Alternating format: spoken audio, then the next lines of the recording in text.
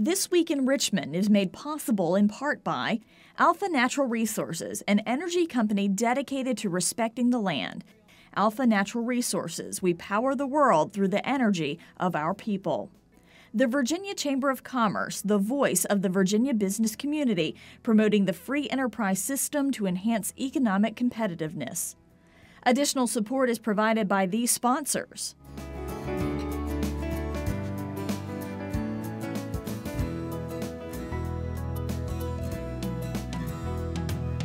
And by the members of Virginia's public television stations. Thank you.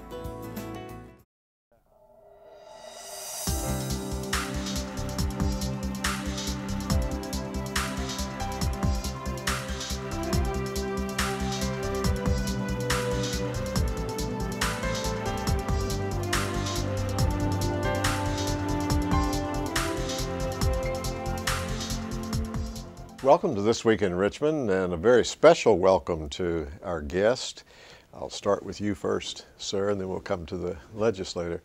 Chief of the Upper Mattaponi tribe, Ken Adams, thank you so much for being with us. And Delegate Chris Peace, no stranger to This Week in Richmond. We appreciate your being here.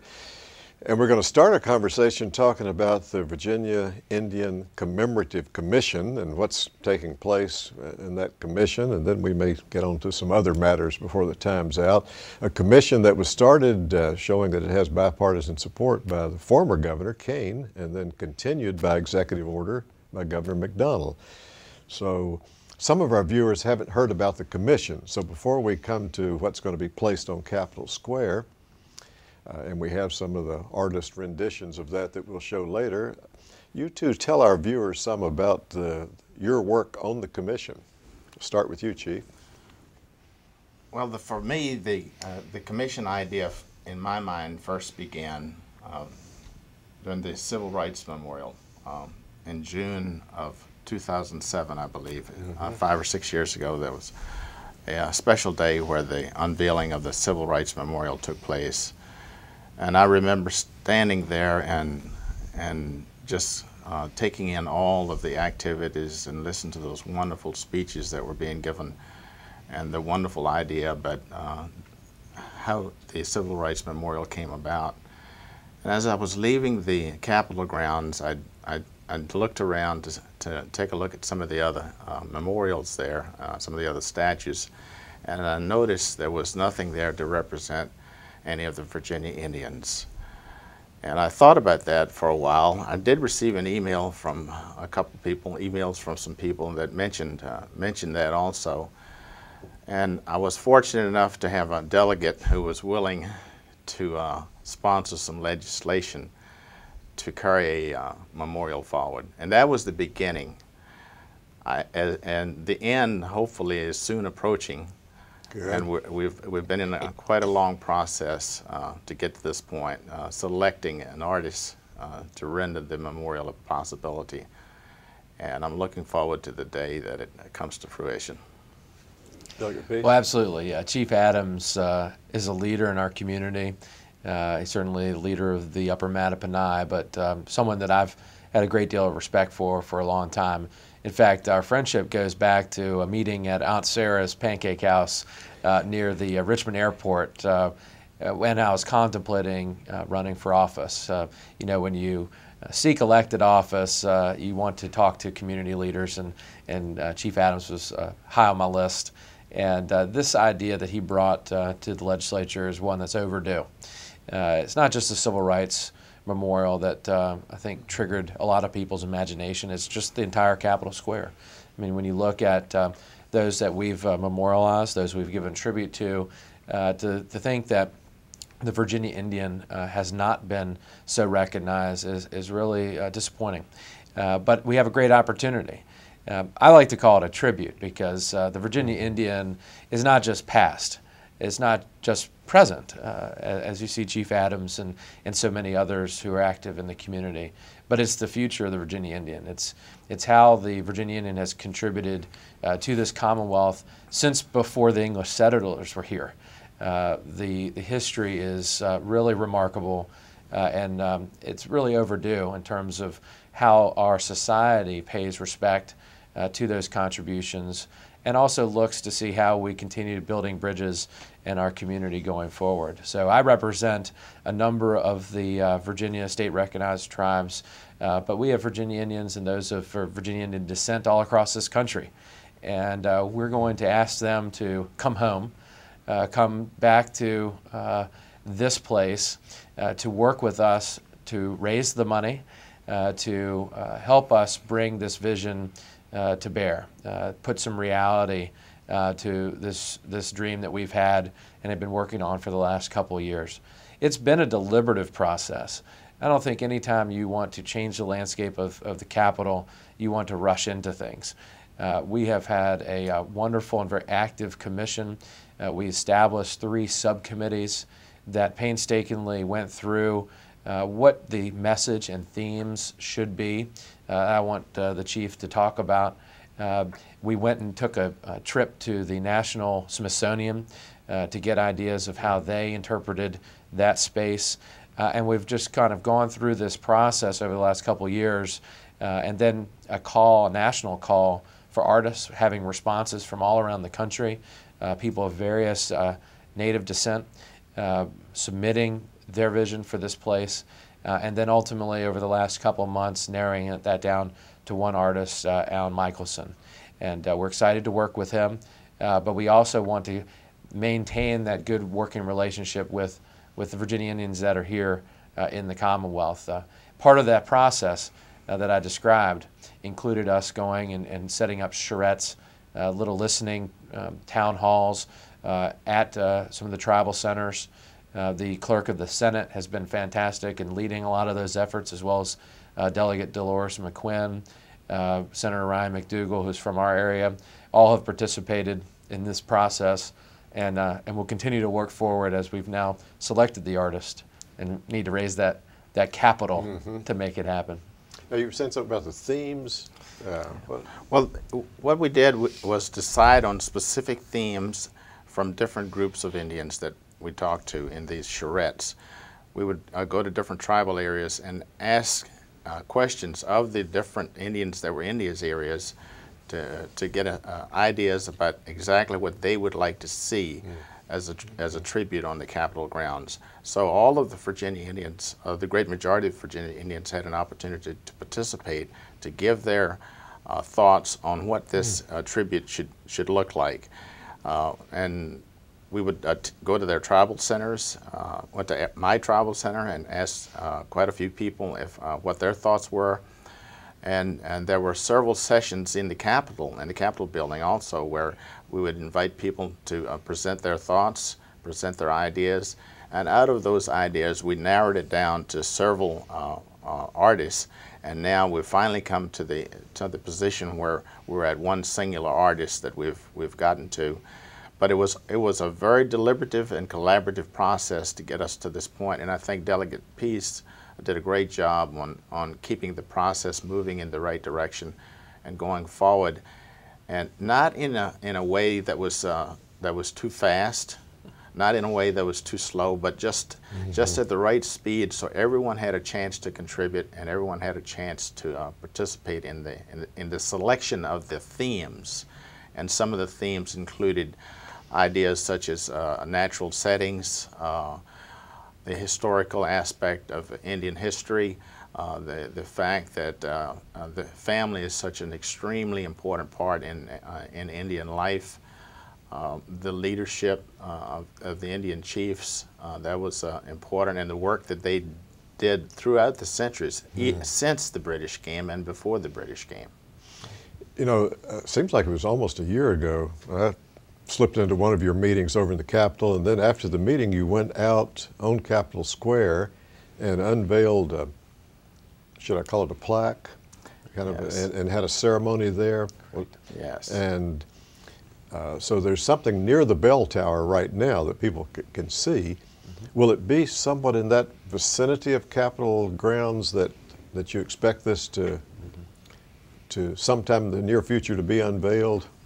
It's going to be right in the vicinity, close to the, as you enter in that area by the bell tower, but I deferred to Delegate Peace to give the specifics on that. Right. The Department of General Services gave us a map and showed the Commission what vacant and spaces existed and what opportunities were provided to us, and we were able, as a Commission, to select that area. There are actually two lots, if you want to call them that, that are adjacent to each other, and we have opportunity to access both of those next to the bell tower, which I think is exciting because that is the place where most of the public gathers during session for public demonstrations or just the speaking soapbox. Have a rally or something. The rallies happen there, and it's also right along 9th Street. So as you're coming up 9th, you'll be able to see it.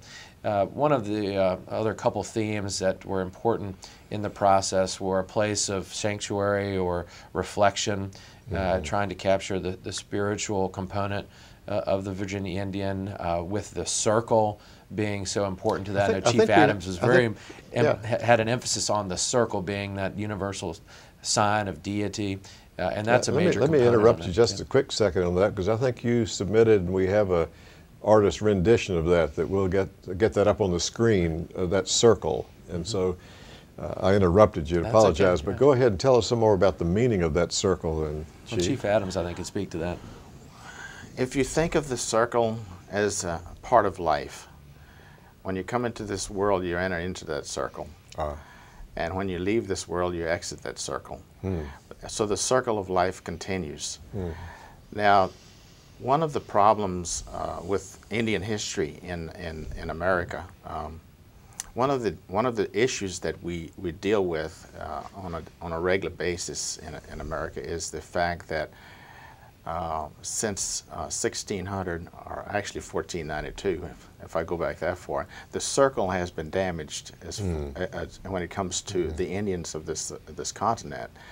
And this particular rendition that we've come up with to represent the circle of Indians in Virginia, in my opinion, is part of a healing process to help heal that circle that was damaged. I won't say it was destroyed, because we're still here and we're still thriving, but in many ways this is a part of the healing process between different groups of people. And the circle is a major part of Native tradition in that regard. When we drum, of course, the drum is a circle, and the members and the men that sit on the drum are part of a circle that sit on the drum. And when we dance in a circle. So all of those circles represent life, and this tribute is going to be part of a circle that represents life also. Not life just today, but life for thousands of years, and hopefully life for years into the future. And in the middle of the circle, as you'll see, is water. And it's running water. It's living water, if you will. And you could also interpret it as the healing waters. So you have many different elements to this design that represent these important themes. And we hope that people, not just Virginia Indians, all Virginians, all Americans, will come here and get that same inspiration and learn. We have made a special point in our commission process that it won't just be the rendering of a tribute on Capitol Square as part of our commission's activities. We will want to continue to have programs and educational opportunities, brochures, and other information that will be available, working with the Virginia Capitol Foundation, Alice Lynch, which has been great to work with, will help us continue to use this as a teaching opportunity for those who come. I want to recognize a couple other folks that have been helpful in our process, but Culture Works, John Bryan, has been great to help us organize in the things that we need to contemplate in this process. Amy Heft, who was the head of the sculpture department at Virginia Commonwealth University, provided some real technical guidance and expertise. And the Virginia Foundation for the Humanities, Karen Wood, who herself is a Monacan Indian and leads the Virginia Indian Heritage Program at VFH, has really been a fantastic support and right hand to our commission's efforts, providing great guidance and also relationships and contacts. I don't think we would have been able to get up to the Smithsonian had it not been for Karen's help. And there's so many others. When you name names, you obviously Right. worry about those Run you the don't risk, name. run that But risk, but yeah. they are some of the people that have been just there from day one, who have been a resource and a guide to the Commission's efforts. And your colleagues too from the other tribes. Well, many of the tribes were involved directly with this effort, and we reached out to all the tribes to get their input. Absolutely.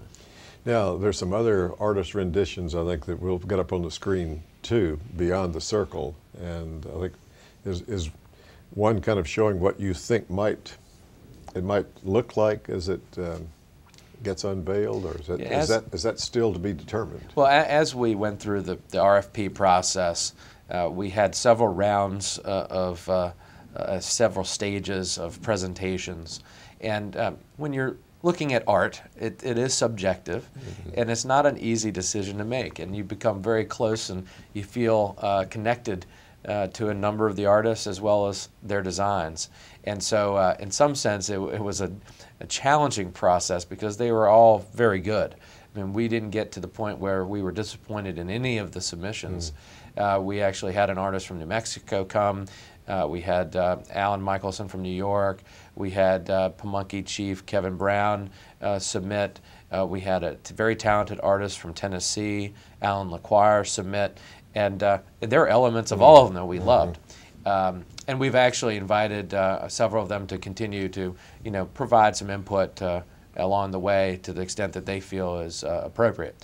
But I think that in terms of the themes that we had put forward, from the charrettes and all of the information gathering and the trips, we found that the mantle, which is what it's called, with its spiral design, and at the middle, the circle with the water, was probably the most encompassing.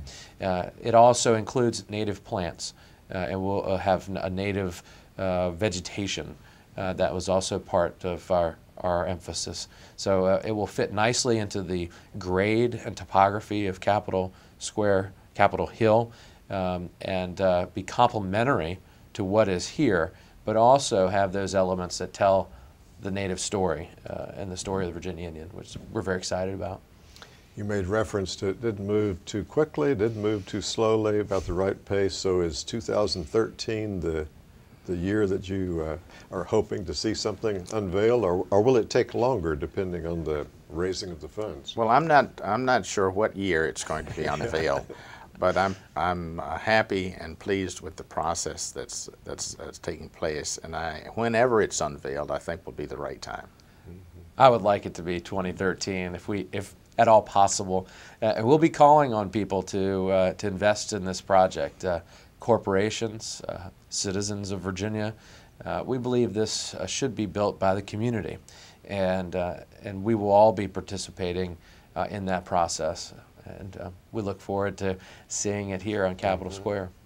Delegate Peace mentioned one thing when we first started, one idea when we first started. He mentioned the idea of all these Virginia Indians coming home, coming back to Virginia to be a part of this process. I would dearly love to see many of those Indians come back and spend some time with us and be a part of this process through their spiritual contributions and their monetary contributions as well. Absolutely. So we look forward to that. Now, if I might venture into what's more of a political issue, which I, as a student of American history, even hesitate to bring it up because it shouldn't be an issue in 2012. We still don't have federal recognition of the 8 tribes in Virginia. I think as a native Virginian, if I might refer to myself that way, I find that appalling. And we had some conversation before we sat down for this show about that process and how, unlike how this commission has moved, not too fast, not too slow, I don't believe you could say that about this at all. It has hardly moved at all. Well, it's been my experience from watching some of the efforts that are going on Capitol Hill. It's been my experience and being part of some of those efforts on Capitol Hill and testifying before representatives about this issue. I believe that where there's political will, there's a political way. And I think if there's political will at this time, which I hope there is from our senators and our delegation in Washington. I hope that political will is there to make this happen as soon as they possibly can get it to happen and get it to the president's desk. And I'm sure he will sign it if it gets there. Well, it's time. It certainly would be, I know for you and for many others and for some of us as well, very fitting for that to occur before this monument is unveiled on Capitol Square. That would be a very good time for that to have that to be identified at the unveiling of this memorial. Yeah, we could time that. That would be wonderful. You know, the members of this General Assembly have been very supportive of federal recognition for several administrations and several terms of the legislature. I know I have for a while, and I think they're closer than they've ever been, and our prayers and our efforts certainly go in that direction. And we have the majority leader who's met with us and talked with us about this, so hopefully he can have some inspiration with some of the folks in Washington, D.C. to make this occur. Yes. So people of goodwill who'd like to see this happen should have that on their 2013 list to be contacting. On the November 2012 list. Yes. That's where it should be. Yes, should be there, and then continue if it doesn't occur this year to try to see that does occur. Yes, I believe does so. occur next year. And all of the past governors, all of the living past governors, are in full support of this recognition. They've all written letters to Washington to say that they support this recognition effort. But even so, even if it doesn't ever come to pass, we are still have a certain spiritual authority over this land. God gave us this spiritual authority years ago, thousands of years ago. We've never lost it. He's never asked us to return it to him, and we have a certain spiritual authority. And we recognize that in our daily lives, and we'll recognize it even stronger when this memorial and tribute is placed on the Capitol grounds. And you're among others from your tribe and other tribes here in Virginia who served our country in the military, more than 20 years that you served, and if I understood correctly, somewhat on a federal kind of draft list instead of a Virginia one back when you served. Well, I didn't know until a few years ago that during the World War I and World War II that members of my tribe and several of the other tribes in Virginia were listed on the federal draft records as Indians. But yet we don't have this official designation. So they recognized you. They recognized us that way as Indians when they drafted us into the wars. So I do believe if you're recognized in a way where you can serve your country and put your life on the line serving this nation, as many of us did, and some of us actually gave our lives serving this country as Indians, and as American citizens, we should be recognized formally by the federal government. I know that phenomenal stories of you and your colleagues who served, and some from, I guess, one of the Western tribes whose code was used as the secret code to get messages. Yes, well, actually, that happened in World War II with the Navajo code talkers, and it also happened in World War I with the Choctaw code talkers, which not very many people are familiar with. Most interesting.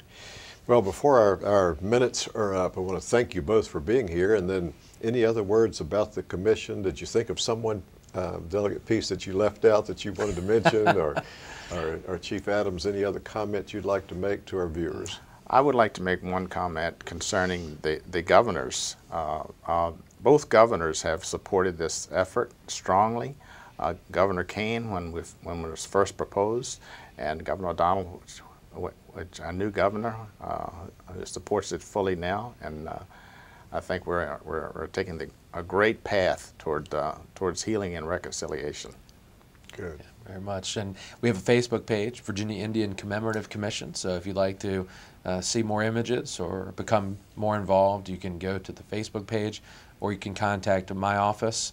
Website is www.chrispeace.com, and you can find us there. Thank you. Excellent, excellent. Well, thank you both so much for being on This Week in Richmond, and to thank our viewers, and we hope this helps in the process. Thank you so much. Thank you.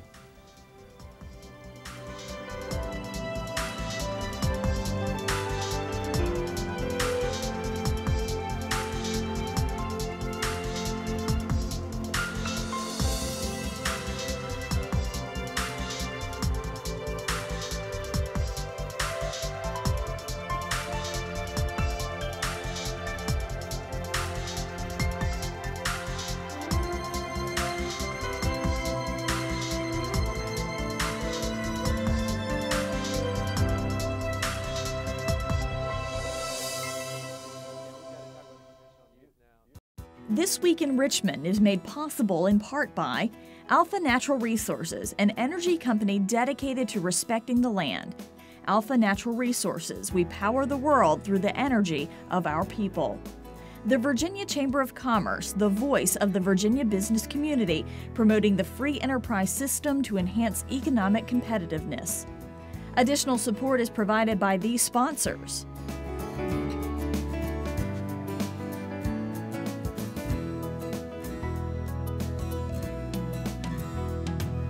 And by the members of Virginia's public television stations. Thank you.